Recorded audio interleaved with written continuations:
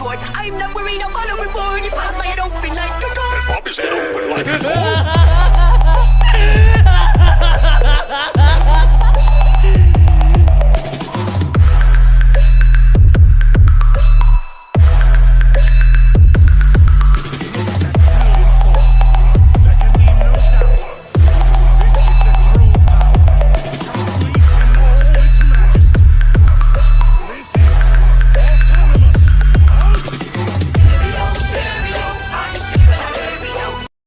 इस एपिसोड की स्टार्टिंग में हम देखते हैं ग्रैंड प्रीस्ट को। ग्रैंड प्रीस्ट इस पॉइंट पर अपने मैक्स ट्रांसफॉर्मेशन में चले जाते हैं ताकि वो लॉर्ड अकुमो का सामना कर सके।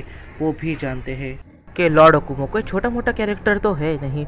लॉर्ड अकुमो के पास अपनी खुद की एक ऐसी पावर है जिसकी मदद से उन्होंने ग्रैंड प्रीस्ट को काफ़ी ज़्यादा बुरी तरीके से हराया था। और अगर उस एक पावर को छोड़ दिया जाए तो उनके पास इतनी सारी ट्रांसफॉर्मेशन है जो अपने आप में ही काफ़ी ज़्यादा वियर्ड है। उनकी स्ट्रेंथ एक अलग लेवल पर है। वो कई मामले में ग्रैंड प्रीस्ट को स्पीड के मामले में सरपास करते हैं। तो इससे इमेजिन कर लो कि लॉर्ड अकुमो ये नाम फालतू में नहीं रखा गया है। फादर ऑफ ऑल सेम्स ये टाइटल ही काफ़ी सोच समझ कर रखा गया है।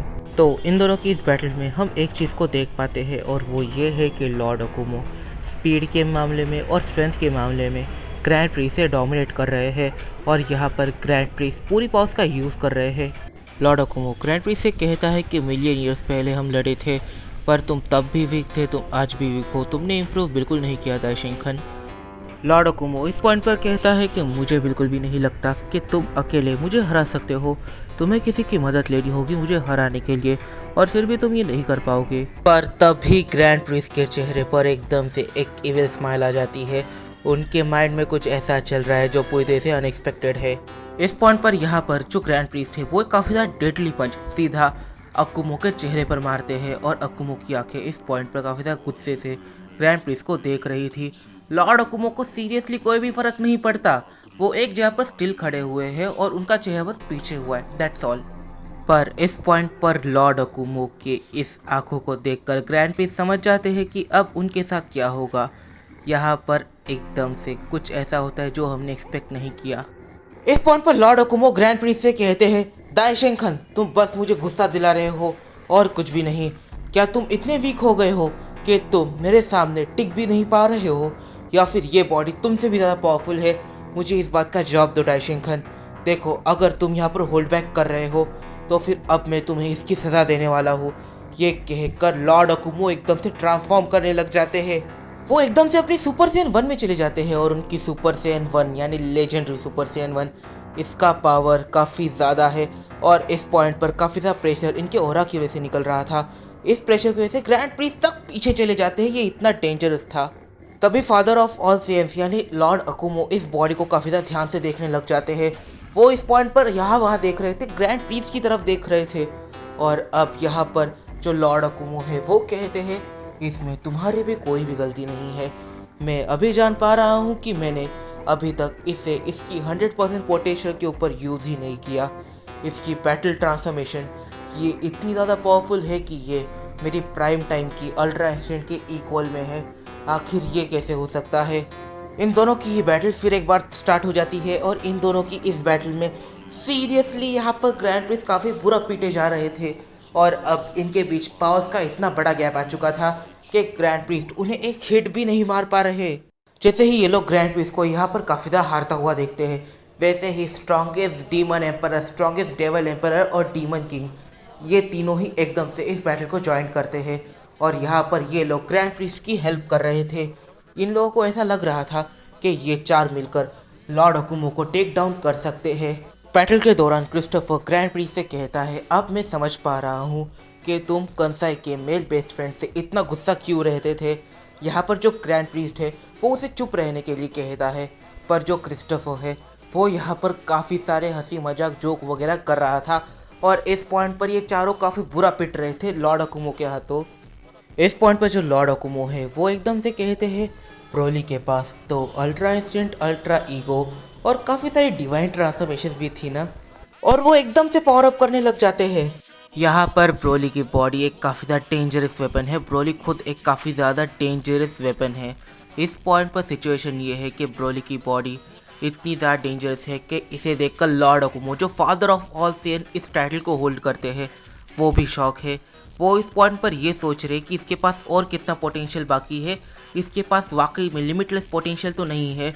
और उससे भी इम्पॉर्टेंट और डेंजरस बात कि आखिर इसकी स्ट्रेंथ इतने बड़े लेवल पर पहुंच कैसे गई।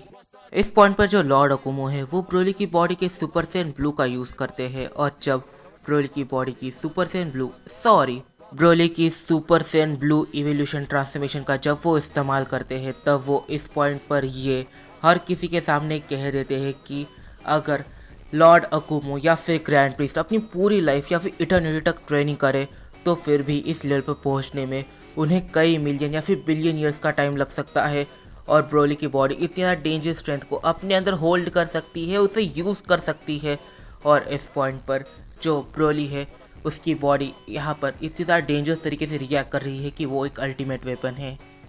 पर तभी जो लॉर्ड अकुमो है वो यहाँ पर डिस्ट्रक्शन मचाना स्टार्ट करे, उससे पहले एक बारी वो गोटेन की तरफ देखते हैं, और यहाँ पर वो गोटेन से और किसी और से कहते हैं तो मैं तुम दोनों को एक लोकेशन पर भेजने वाला हूँ।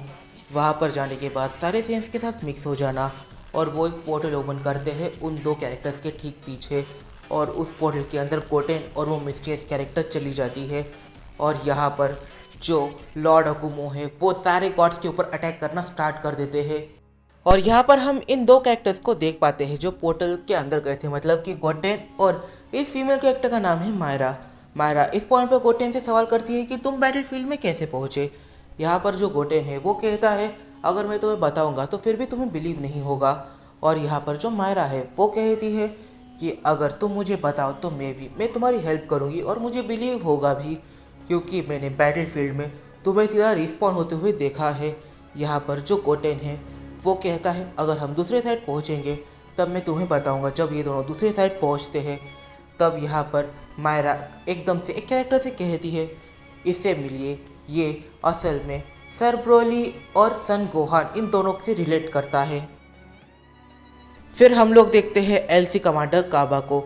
यहाँ पर जो काबा है वो गोटेन की तरफ काफ़ी ध्यान से देखता है और कहता है तो तुम्हारे कपड़े सन गोहान से काफ़ी हद तक मैच कर रहे हैं, तो let me introduce my self LC commander, और मैं प्लैनेट सडाला का स्ट्रॉन्गेस्ट कमांडर हूँ और सारी चीज़ों की जिम्मेदारी मेरे ऊपर है। इस पॉइंट पर जो गोटेन है वो एकदम से काबा से हाथ मिलाता है। यहाँ पर जो गोटेन है वो कहता है मैं असल में सन गोहान का छोटा भाई और मिस्टर ब्रोली का एक स्टूडेंट हूँ। और यहाँ पर जब ये लोग इस चीज़ को सुनते हैं, काबा यहाँ पर कहता है तो सर आप हमारे साथ थोड़े टाइम स्टे कर सकते हैं, मुझे आपसे काफ़ी इंपॉर्टेंट बात करनी है।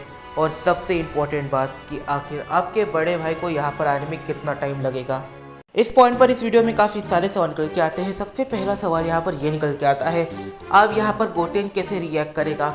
और यहाँ पर एलसी कमांडर काबा, मतलब कि यहाँ पर कुछ ना कुछ ऐसा इवेंट हुआ था जो किसी ने भी एक्सपेक्ट नहीं किया है। आखिर क्या रीज़न है इन सारी चीज़ों के पीछे, और सारे गॉड यहाँ पर ब्रोली के पीछे क्यों पड़े हुए हैं, और ब्रोली की बॉडी आखिर लॉर्ड अकुमो को मिली कैसे। इस पॉइंट पर इस वीडियो में काफ़ी सारे सवाल निकल के आते हैं। तो इन सारे ही सवालों के जवाब हम जानेंगे अपनी आने वाले कुछ वीडियो में। तब तक के लिए बाय बाय। वीडियो पसंद आई है तो प्लीज़ एक लाइक कर देना, क्योंकि अपने चैनल की रीच अब काफ़ी ज़्यादा डाउन जा चुकी है। कमेंट करना मत भूलना, क्योंकि तुम्हारे कमेंट से मुझे मोटिवेशन मिलती है। और ये रहे कुछ ऐसे कमेंट्स जिन्हें देखकर मुझे काफ़ी ज़्यादा मोटिवेशन मिली और मैं इस पार्ट को बना पाया। तो आज के लिए इतना ही, तो मिलते हैं अपनी अगली वीडियो में। तब तक के लिए बाय बाय।